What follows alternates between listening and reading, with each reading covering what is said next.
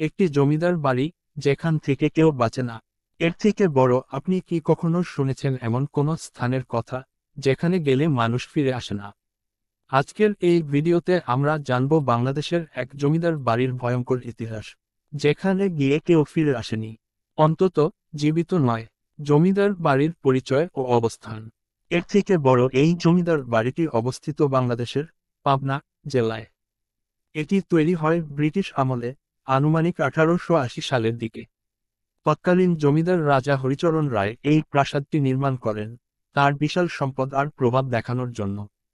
কিন্তু এই বাড়ির গায়ে আছে এক ভয়ঙ্কর অভিশাপ, এমনই এক ইতিহাস যা আজও মানুষ কাঁপিয়ে তোলে। প্রথম অদ্ভুত ঘটনা। এর থেকে বড়, 1975 সালে একজন তরুণ ইতিহাস গবেষক, নাম রফিকুল ইসলাম, এই জমিদার বাড়িতে গবেষণার জন্য গিয়েছিলেন। কিন্তু এরপর থেকে তার আর খোঁজ মেলেনি।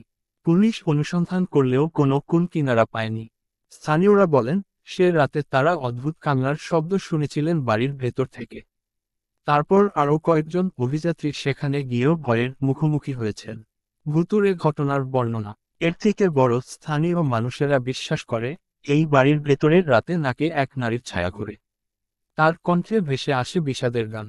কাউকে ডাকতে শোনা যায়, আবার কারো গায়ে হঠাৎ ঠান্ডা বাতাসের ঝাপটা পড়ে।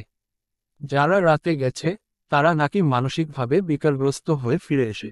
পুরনো ইতিহাস ও অভিশাপের জন্ম। এর থেকে বড় কথিত আছে, জমিদার হরিচরণ একবার এক দরিদ্র কৃষকের স্ত্রীকে অপহরণ করেন। তার পরদিনই সেই স্ত্রী আত্মহত্যা করেন।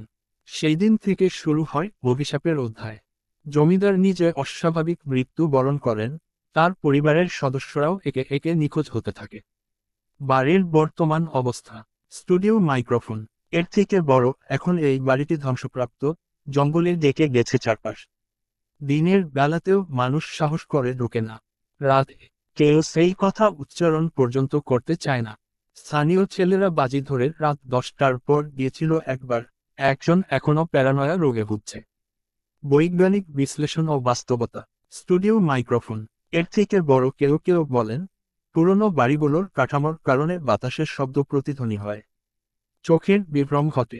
আবার ছাদের ফাঁকা জায়গা দিয়ে প্রাণীর চলাচল মনে হয় ছায়া বা ভূত। কিন্তু প্রশ্ন থেকে যায়, এতগুলো অস্বাভাবিক মৃত্যু আর নিখোঁজের ঘটনা কেবল কাকতালীয়? Studio microphone. এর থেকে বড়, একজন বৃদ্ধ গ্রামবাসী বলেন, বাবা, আমরা নিজের চোখে দেখেছি, রাতের বেলা আলো জ্বলে ওই ভাঙা বাড়ির জানালায় কেউ দাঁড়িয়ে থাকে। অনেক সময় নাকি শোনা যায় কেউ ধীরে ধীরে সিঁড়ি বেয়ে নিচে নামছে, অথচ বাড়িতে কেউ নেই। স্থানীয়রা বিশ্বাস করে এটা স্রেফ ভুতুড়ে নয়, এটা অভিশপ্ত জমিদার আত্মা, অভিশাপ। Studio microphone. এর থেকে বড়, আপনি কি বিশ্বাস করেন এমন কিছু? আপনি কি এক রাত কাটাতে সাহস করবেন এই জমিদার বাড়িতে? নিচে কমেন্টে লিখে জানান আপনার মতামত। আর যদি এমন রহস্যময় গল্প শুনতে চান, সাবস্ক্রাইবও করুন দেশ ছবি, কারণ আমরা তুলে আনি বাংলার গোপন ইতিহাস।